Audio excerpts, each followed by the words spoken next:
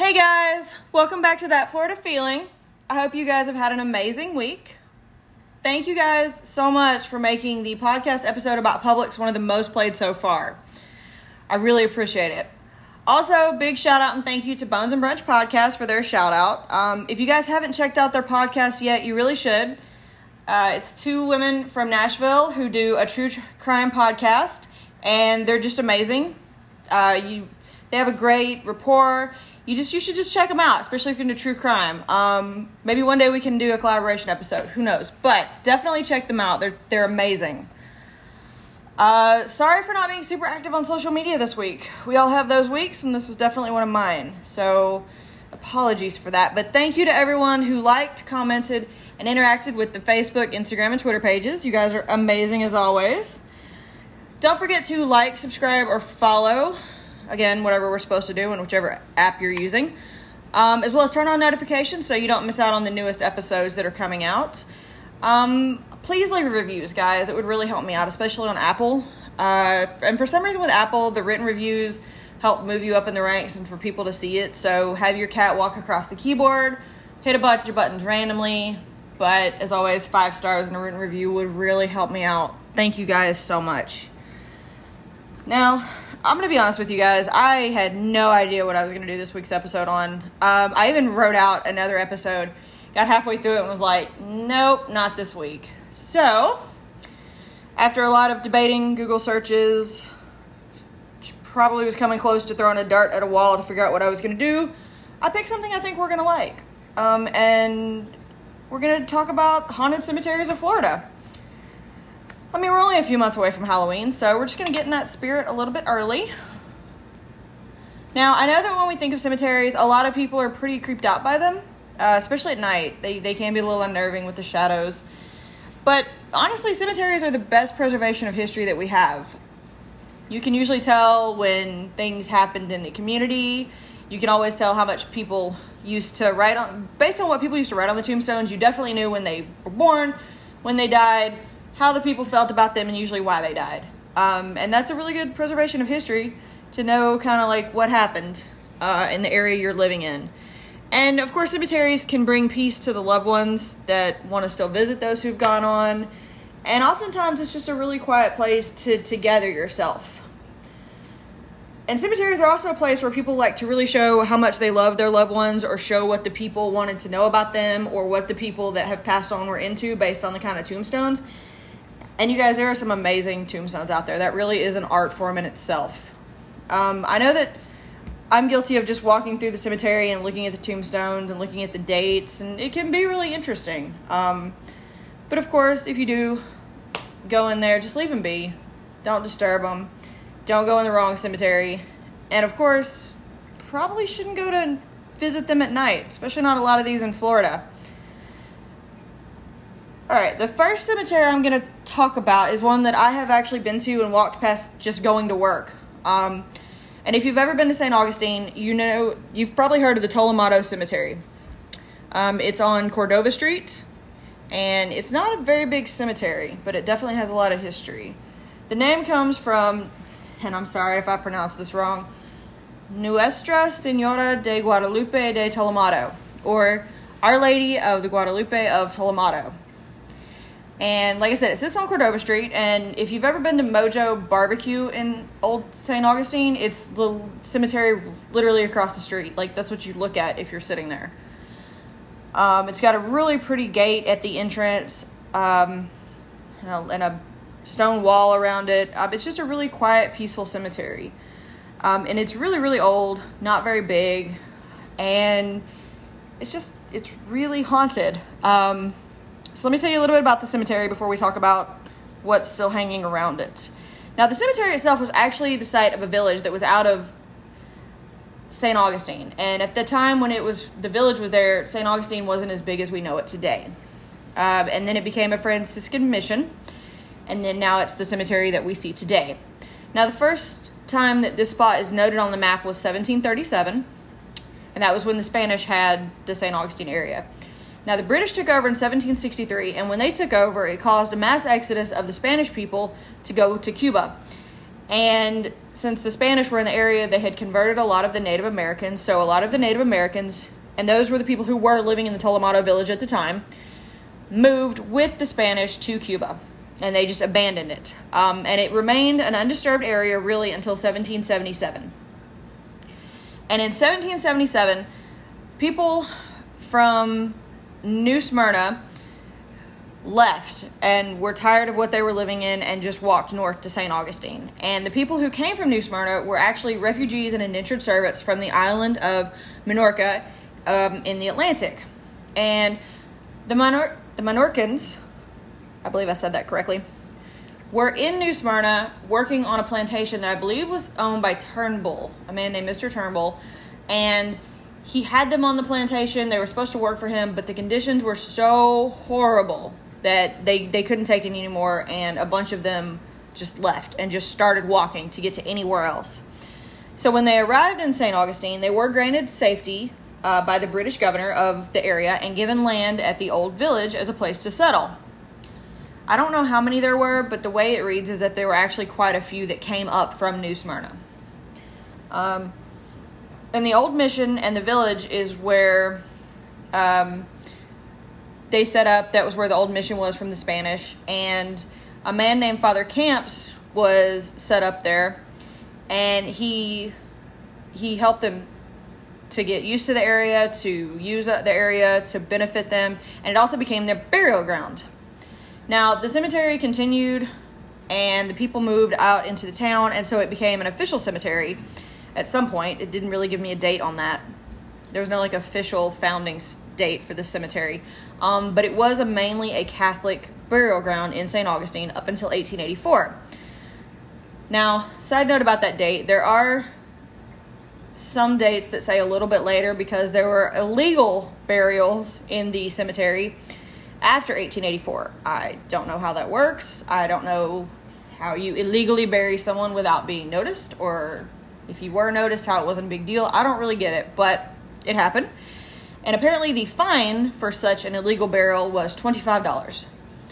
Now, of course, today that doesn't seem a lot. Back then, I imagine it probably was quite a bit. But I just think it's really strange that there were illegal burials. Anyways, the cemetery itself actually has over 1,000 people buried in it, according to the records that they have in, I believe it's in the Basilica, that you can see it today in St. Augustine. But there's over 1,000 people in this small plot of land. Now, if you've ever gone to the cemetery, you know that there are far from 1,000 tombstones showing. In fact, there's probably only about maybe 100 showing. And the cemetery is home to a few notable people buried in St. Augustine. America's first black general, and I'm going to say this wrong, George Biassou.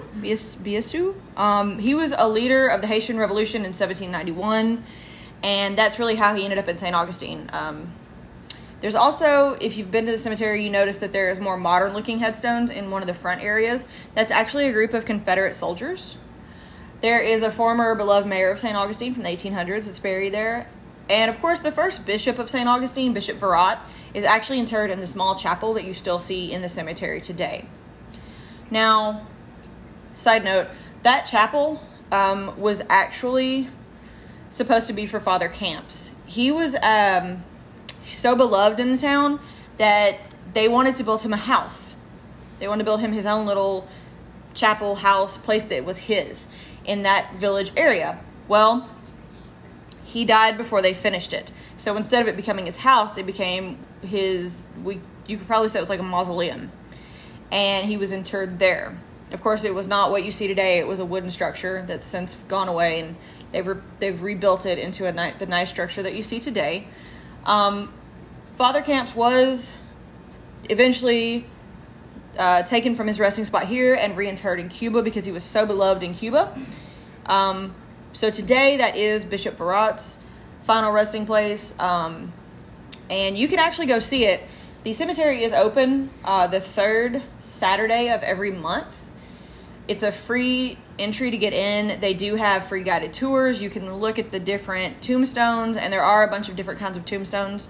Some above ground, some, of course, with the modern, with the Confederate, looks like the U.S. military headstones. And it's just a really interesting place to wander around and to see and to find history. And they do have little maps that point out the more notable graves. They do have tour guides there to help you and to talk to you about each of the graves, or the main ones. And it's really interesting. They do take donations. But if you ever want to go wander around that cemetery, because it is really historic and interesting, then you definitely want to go on the third Saturday of the month. Now, to the main part of the story, the hauntings. Now, this cemetery is actually really haunted. There's a ghost of a bride or a woman in white that is said to roam the grounds. And of course, if you've ever done any of the ghost tours of the city, you've probably gone past this cemetery and they've probably told you about it. But you will see a woman in white roaming the grounds. They say that she is a woman who was buried in her wedding gown, and she still roams the grounds looking for her family or her long-lost beloved today. Now, the saddest ghost story to come out of the cemetery, and probably one of the most well-known, is that of 5-year-old James Morgan, or Jamie as he's affectionately known. Jamie was climbing in one of the big oak trees that actually still stands in the cemetery today. It's one of the ones near the front. He was climbing in it, and he fell, and he broke his neck. And this was in November of 1877. Now, he is actually buried below the same tree that he fell out of. And the tombstone is there, and you can see it. If you ever go to the cemetery gates and you look to the left, there's a little tombstone underneath a tree, pretty close to the wall in the front by itself. That's Jamie. And the reason it's by itself is because his mother and father were going to be buried beside him, but they were so devastated at the tragedy they had dealt with that they couldn't bear to be in the town anymore. So they just left. Jamie, though, still hangs around to this day, and he's got a bit of a mischievous spirit about him. He is known to make his presence known to children. There's a lot of stories that people will say they're eating in the Mojo barbecue place across the street, or they're walking down the street with their children, and their children will start waving at someone. And they'll ask them, "Who are you waving to?" And they'll say, "Oh, a little boy." And of course, the parents don't see the little boy. And that's Jamie. Jamie also likes to sit in the tree and throw acorns at people passing by. But he is known to not throw an acorn if you say hi to him when you walk past. And I do this every time. It's just simply because I think it's very tragic to have a ghost child who hangs around and waits for people to notice him. So I always say hi to Jamie. So if you're ever in town and you're walking past, say hi, Jamie. Yes, you do get strange looks. I don't care. I do it anyways. But yeah, he is known to throw acorns at people walking down the street. The other ghost that's really well known in that area is, and we're not sure if it's Jamie or a little girl that's also buried in the cemetery, is that if people walk up to the gates and turn their back to the gates, you can feel somebody tug on your clothes, like around your back of your shirt or your pants, like a child would, to get your attention. And there's I've talked to plenty of people who are both, local residents and ghost tour guides who have said the same thing. I'll be standing back to the gate to take a picture or to talk to the group I'm with or just to talk to someone, and I feel someone untie, like the ghost tour guides will wear the old clothing and they have a tie around their waist. They'll untie that or they'll tug on their clothes. And that would be very unsettling, especially if you weren't ready for it. Now, the cemetery's also not just got haunted, but it's also got a few interesting events that are linked to its past. Probably the weirdest being Bishop Verrott. Now, Bishop Verrott died in June, and he was a bigger man, and they gave him the nicest casket they could, which was an iron-plated casket. Now, it's Florida, it's June, it's hot, and you have now put someone into an iron casket. And of course, back then they didn't have the procedures we have today, so it was closed. That creates a very bad combination of things, and Bishop Verrott got the name the Exploding Bishop for a reason. He was, of course, laying in his casket when they were doing his, funeral, and it exploded, which caused the funeral to end very quickly, and they bury him very quickly where he is today. The other strange thing that's happened in the cemetery is the cemetery was known for, the best way to explain it is, back then, people could easily be buried alive because of the way medicine and people didn't understand how things worked. And there's a lot of cases of people being buried alive, and that's where you get the graveyard shift, is because they would hire someone to go and to sit in the graveyard and listen. They used to put bells with things running down to people's wrists, so if they moved, they would hear the bell and they would go dig them up. Weird things like that, just to make sure that people weren't buried alive. Well, there's this one woman who had just moved to St. Augustine with her, to marry the man she did end up marrying, and she passed away, sadly. And they were having her procession, and they were going down the street, and there was a low-hanging branch, and it smacked her in the face. Well, when it smacked her in the face, they saw her wince, and she started bleeding profusely from her forehead. Corpses don't bleed. There's nothing to pump the blood through your body, so there's no blood flow. So when she started to bleed, they immediately knew that she was alive. They took her to get help, and she made it. She lived a long, happy life. But her husband was stated as saying, when she actually did die, that they left her in state for days to make sure that she was actually dead this time. That poor woman. So there is a lot of interesting stuff around the Tolomato Cemetery. It's definitely a beautiful place to check out. If you ever do get to go on the third Saturday of the month, I recommend it. If you do walk past it at night, it's okay if you walk on the other side of the sidewalk. I get it. But just always say hi to Jamie. Alright guys, so for the next cemetery we're going to talk about is much further south, and it's probably one you've heard about. We're actually going to talk about the Key West Cemetery. This cemetery is famous for a lot of things. This cemetery was actually established in 1847, and it was established because the 1846 hurricane washed all the dead bodies from the cemetery, not all, but most of the dead bodies from the cemetery that was already in the town. And it left them in the forest all around the island. It was just devastating. And that cemetery used to be near the West Martello Towers that were in Key West. So the cemetery that you see today in Key West is the one that was established in 1847. And there are as many as 100,000 people to be buried there. That's what's estimated. Now, the older graves, you can tell, are the weathered and more I'm going to say this wrong. The ones that you can't read very well. Those are the tombstones that are older. And you can tell the difference because the newer ones were created more as above ground, similar to the New Orleans graves that you see in those cemeteries. Now, the cemetery itself is full of history, and it does tell a lot about what Key West has gone through in the past. It's especially known for having quirky headstones. And, of course, the oldest headstones in the cemetery date back to 1829 and 1843, and those are actually older than the current cemetery itself. So those were brought over from the cemetery from the 1846 hurricane. Now, the most well-known ghost from the cemetery is that of a Bohemian woman that a lot of people think is the protector of the graveyard.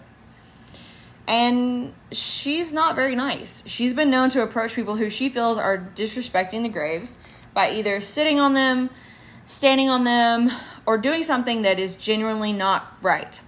And she's known to appear out of nowhere with a very angry look on her face, and then to disappear, leaving you frightened, confused, and worried that you've done something seriously wrong, with the desire to leave as quickly as you can. I think if an angry woman appeared out of nowhere to me, I'd probably be running. Not even gonna lie. So if you do go to Key West, don't incur the wrath of the Bohemian woman. Now, the worst tale to come out of the cemetery is actually thanks to Count Karl von Kossel. You may recognize the name. Karl was a radiology technologist in Key West, and he was actually credited with helping a bunch of patients through tuberculosis. Now, while he was doing his job, he met Elena Hoyos, and he fell madly in love with her.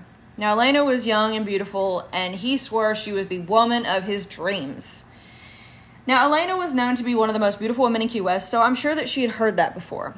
I have no doubt that he was not the only man who was obsessed with her, but he said that she was the woman of his dreams. He had seen her in a vision, and he was genuinely obsessed with her, more so than anybody else on the island. He would bring her gifts, he would tell her how much he loved her, he helped her up until she died in 1931. Now, Karl even paid for her funeral, and with her family's permission, he gave her a beautiful mausoleum in the cemetery.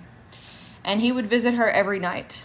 And he did so up until he got a brilliantly stupid idea in 1933. Now remember, that's 2 years after Elena has passed. He snuck into the cemetery and he took her with a toy wagon. So there's some forethought here. He thought if he took her home that she would get her spirit back and she would come back to him. He dressed her, he gave her jewelry, and of course he bathed her in the finest perfumes. Because no doubt she was pretty ripe at that point. Now, there were rumors floating around the island that he had the corpse. There were rumors floating around that he did things to the corpse. Use your imagination. But he was a very messed up man. And there's rumors even going around that literally everybody on the island knew he had Elena except somehow her family.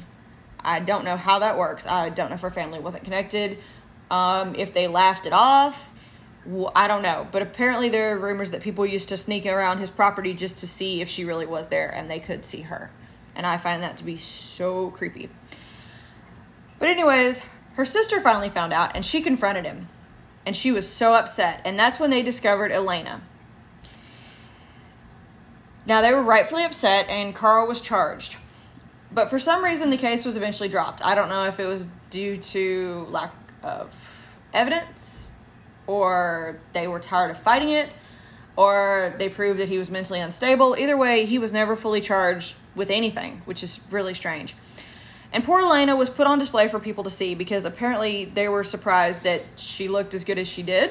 I imagine that if he kept her as long as he did, he probably did do something to keep her looking somewhat like herself. They were even saying that he put wax on her face and had a wig, and I don't know. It's a really, really messed up story, especially that she was put on display. But her family finally buried her again, and they didn't tell anybody where they buried her because they didn't want him finding her again and digging her up. Now, I don't know if she haunts the cemetery because there are sightings of a woman, but if she doesn't, she has every right to, because that is just messed up. Another thing that the cemetery is known for is to hear disembodied voices, and usually it's a little girl. So imagine you're walking through these beautiful marble tombstones down the rows, and you hear a little girl. And you didn't see anybody with a little girl, so now you think a kid's lost. So you go looking for her. It's the Florida heat. Is there really a little girl, or are you hearing things? Is the heat messing with you? But you keep going. You keep following this voice, and you think this little girl's playing a game until you look down and you realize that you have been led to the grave of a little girl who died when she was 12. And this ghost does this to a lot of people. And many people having reported encountering this little girl. But nobody's ever reported that she made him feel uneasy. She's apparently much nicer than that bohemian woman who just gets mad at everybody.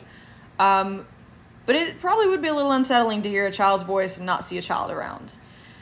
You can say the cemetery is also known for hearing other voices. Things appear in your photos, seeing things move out of the corner of your eye, and no, it's not a roaming chicken. And the cemetery is absolutely beautiful. There are some really cool tombstones. They say some really interesting things, like one said that I told you I was sick, you know. So there's definitely a sense of humor that is Key West. And it is a beautiful place, but probably one you should only check out during the day. All right, the next cemetery I'm going to talk about is Spring Hill Cemetery in Brooksville. And I found this just to be an interesting cemetery based on the area and the history alone. The cemetery was built sometime in the 1850s, or not a specific date, and it was an African-American cemetery. It is one of the oldest in Hernando County.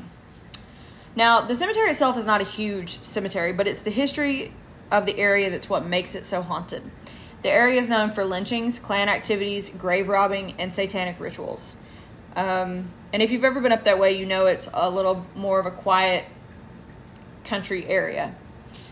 And the main thing that I find weird about this is that the haunting in the cemetery is said to have people seeing a person hanging from a tree. I don't know if that's like a residual haunting or where you just, I don't know. If I saw someone hanging from a tree, I'd be noping out of there in a heartbeat. The other main thing that people see in this area is that there's a group of people standing around a plot. And it's not just one, it's a group of people. So I don't know if it's a family standing around a plot or who knows. But the people will see the people, they'll go over there to see what they're looking at, and when they get there, there's nobody there. The other one, which I find to be super creepy, is that there's reports of a child crying, but there's no child around. imagine you're standing there, it's bright, it's sunny, and you hear a child crying, you turn around and you're the only one there. There are a lot of children's graves in this cemetery, and there's a lot of toys sitting around these graves. So someone deeply loved these children and did leave them toys. I don't know if that's where the child hauntings come from, but a lot of people do report that you get a bad feeling in the cemetery and you just want to leave. They also say that they see orbs floating at night and in pictures. And you can still visit the cemetery to this day, and you can pay your respects to these people. Just don't mess with anything. Don't be surprised by the toys. And apparently another thing that this cemetery is known for is that there's the sound of footsteps that will come out of nowhere towards you. You'll turn around and they're gone. The other thing that makes this insanely creepy is that there's a fog that seems to come out of nowhere and disappear just as quickly. So if you're ever brave enough and you're ever up near Brooksville, you might want to check out the Spring Hill Cemetery. I'm not sure if I'm brave enough to do that. The next cemetery is another old one, and it's the Coon Hill Cemetery in Santa Rosa County. The cemetery is actually in northern Santa Rosa County near Jay, Florida. And this cemetery actually dates back to the 1820s, and it's the last remaining part of a town that used to be there, and the town was called Coon Hill in that part of the county. And I'm sorry, I keep thinking of Coon and Friends from South Park. Sorry, guys. So, Coon Hill, it's a ghost town now, or it would be a ghost town if any of it still stood. It doesn't exist to this day.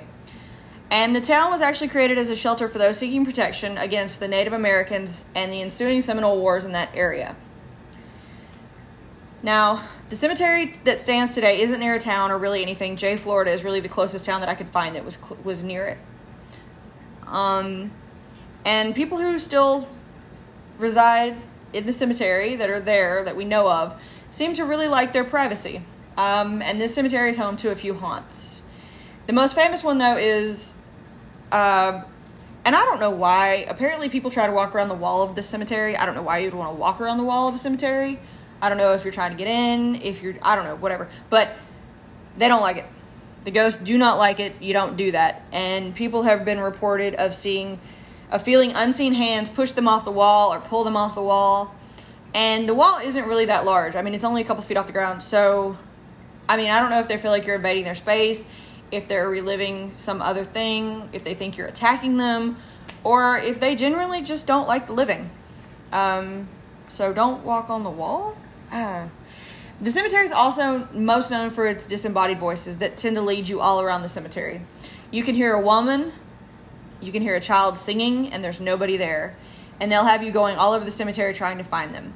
There's also a phantom cat or a panther. It's a black cat or a panther. I got both reports. That's known to roam the cemetery, scaring people who aren't supposed to be there. So, just to double check, you've got people who want to push you off the wall, lead you around the cemetery, and a cat that's going to attack you. Probably not a cemetery I'm going to go to. But the cemetery has a game associated with it that the kids used to do, and it's basically to see who was brave and who wasn't. And you're supposed to run around the inside of the cemetery, and you have to make it all the way around to see if you're brave. Yeah, I don't think I'm that brave or stupid or anything. No. The graveyard also has a weird legend associated with it. If you go there on a full moon, you'll get pregnant. But if you're pregnant and you go there on a full moon, your child will be possessed. So the cemetery is full of history of a long lost town. It definitely has its legends, and it's definitely creepy. So if you're brave enough to go to Coon Hill Cemetery, let me know. I would love to see pictures, but more pictures of it.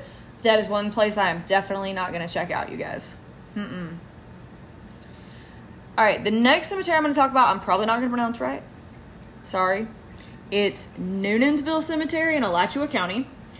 And the cemetery is also of a ghost town. It's the forgotten town of Noonanville. And this cemetery is also a very old one. It dates back to the early 1800s. And it's, again, the only really thing you can see from that town. Which, by the way, I found to be a trend in Florida. Like, the town disappears and the cemetery stays, and then they're just like, yeah, and all these legends come out of it. Not a bad thing, just strange. But this town saw a lot of bad things happen, from the battles at the Seminole Wars, the railroad accidents, and the worst thing to come out of this town was an African man was suspected of murdering a doctor in the town. He was hunted down after taking refuge in a house, and the house was set on fire. He was said to have died in the fire, but they lynched him outside of town anyways. He is said to be the figure that roams the cemetery at night, and rightfully so. But he's not the only one. The ghosts are said to be seen roaming the grounds of the cemetery on most nights, but it's especially active on a full moon. And there's many, many reports of this. I found so many of just people seeing shadow figures roaming this cemetery. So if you're ever in Alachua County and you want a good scare, this place is probably for you. Not me. Alright, the next cemetery I'm going to talk about is more of a current one. And it's further south. It's actually Our Lady, Queen of the Peace Cemetery in Palm Beach. Now, this cemetery is actually a Catholic cemetery that was established fairly recently in 1974.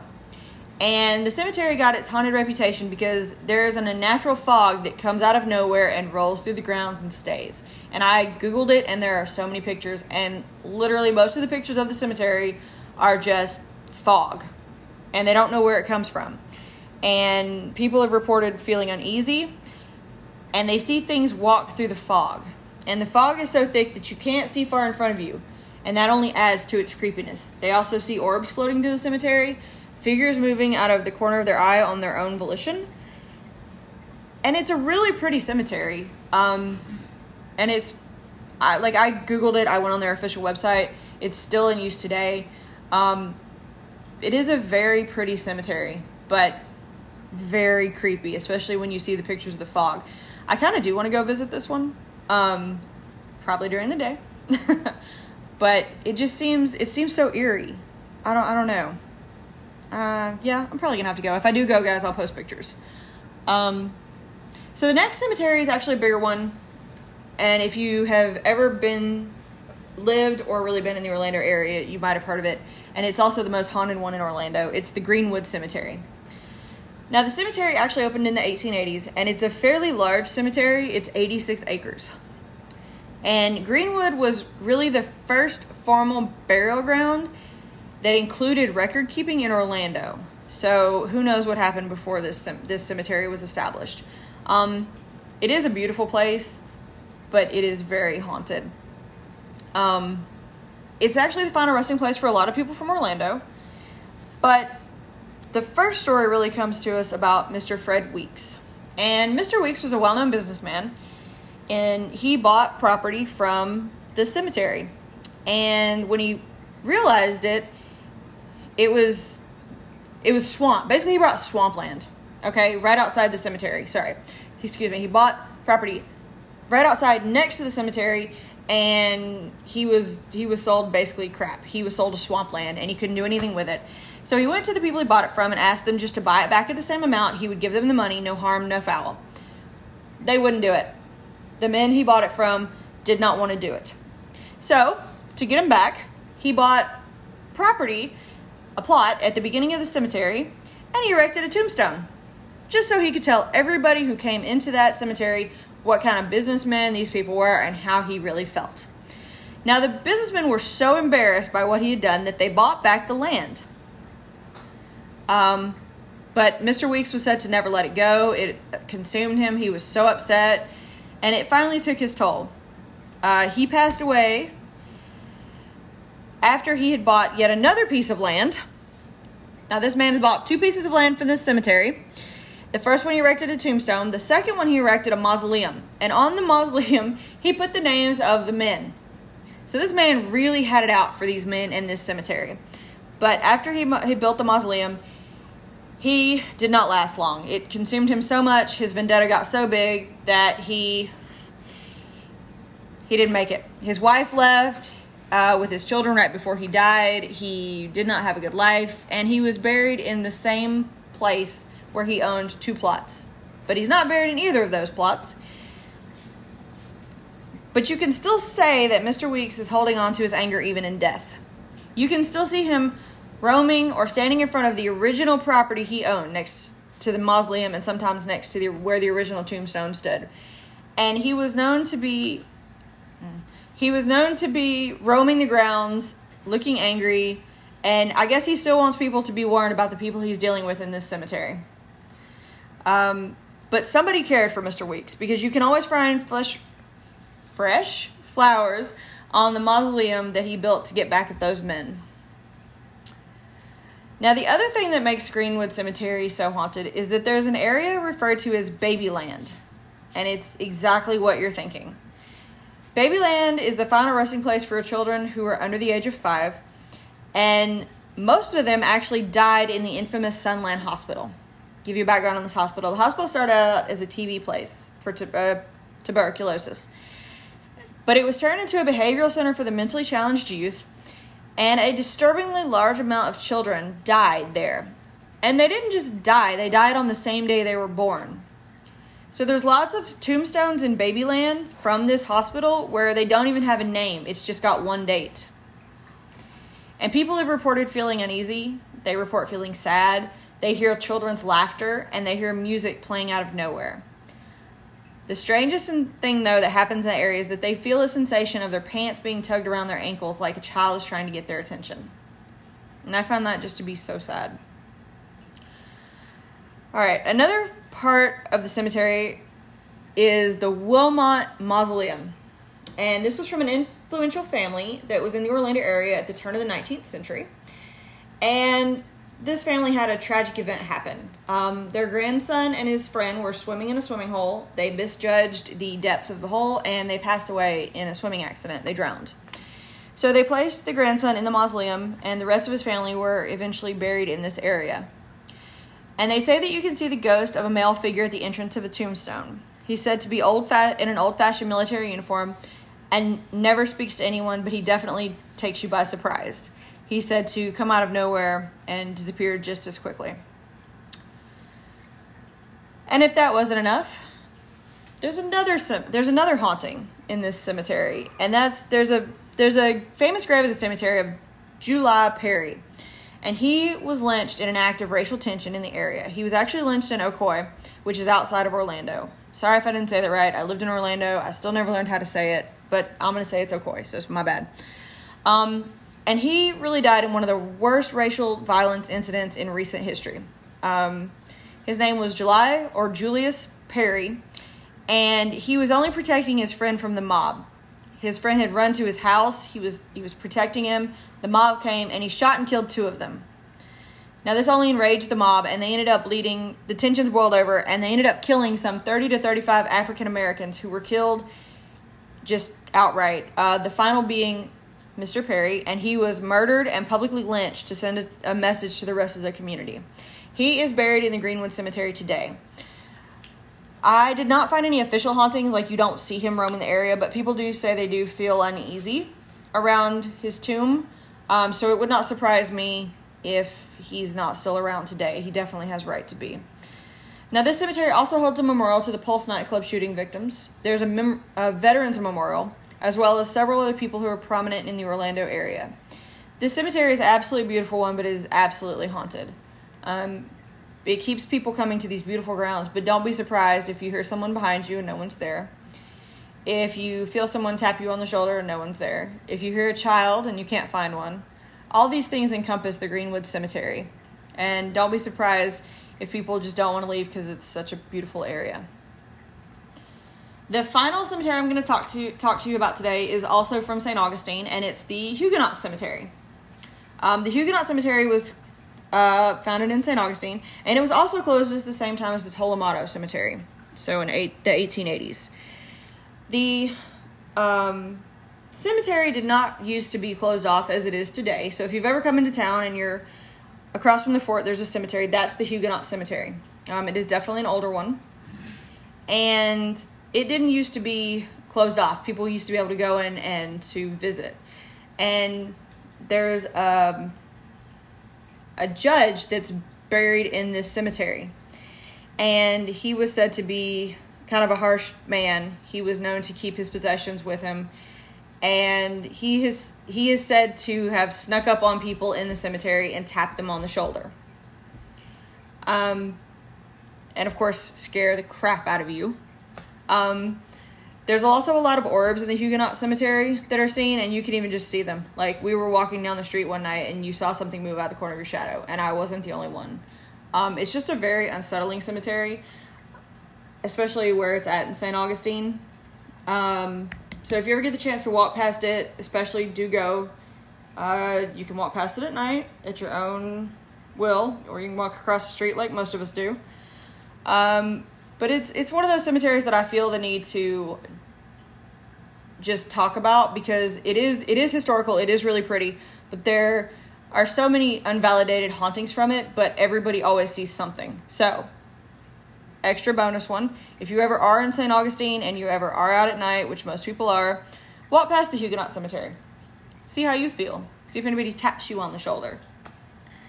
And I found so many other haunted cemeteries in Florida. These are just the ones that really stuck out to me or that I had experiences in. If you've had an experience in a haunted cemetery that I didn't mention, email me. Let me know. I will be honest, though, I did not mention the Cassadaga Cemetery again, as I had already mentioned it in my previous Haunted Florida episode. So go back and listen to that if you want to know about the cemetery near Cassadaga and the Devil's Chair. It's actually a really cool story as well. But there is apparently a lot more haunted cemeteries in Florida, so this will probably be another part 2 episode. I hope you've enjoyed hearing about the ones that I did choose to talk about today. And of course, there will be more. So we will have another Haunted Florida episode, a Haunted Cemeteries episode. And if you have any that you want me to add to those episodes, just email me. thatfloridafeel@gmail.com. Just remember, if you do go to visit these places, to leave them as you found them, to be respectful. And whatever you do, don't do something stupid, because you're going to end up like Florida Man. And today's Florida Man is actually one that literally just happened here in St. Augustine. He actually appeared twice. So this man was going to try to walk from Florida to New York in this hamster wheel bubbled contraction. I don't know. You can Google it. You've probably even seen it. It's literally recent news. He was going to try to walk to New York, and it really just looks like a large barrel. But he didn't make it far. He said it's his 3rd time trying, and apparently the 3rd time was not the charm. And what I don't understand is, if he left in St. Augustine and he was going up to New York, how he ended up in Palm Coast, which is further south than St. Augustine. I don't think he planned this very well. But do not turn out like this man. Do not turn out like Florida Man. You will be seen in the news, and people will have something to say about it. So, I hope you guys have enjoyed this episode. Like I said, I'm sorry. I really didn't know what I was doing this week. It's definitely been a week. Let me know if you liked it. Let me know if you didn't like it. But hopefully you learned something new, found a new place to explore, and you still want to come back next week for the next stop on our Florida trip. As always, guys, thank you so much for listening. I really appreciate it. Don't forget to turn on your notifications. Please, please, please, please, guys, leave a 5-star review. I appreciate it so much. Let me know if you have any topics you want to hear. And as always, don't forget to check out the Instagram page, the Facebook group, and the Facebook page. And invite your friends. Tell them how awesome this is and check it out. But thank you guys for listening. I hope you guys have an awesome weekend. And as always, that's your daily dose of sunshine.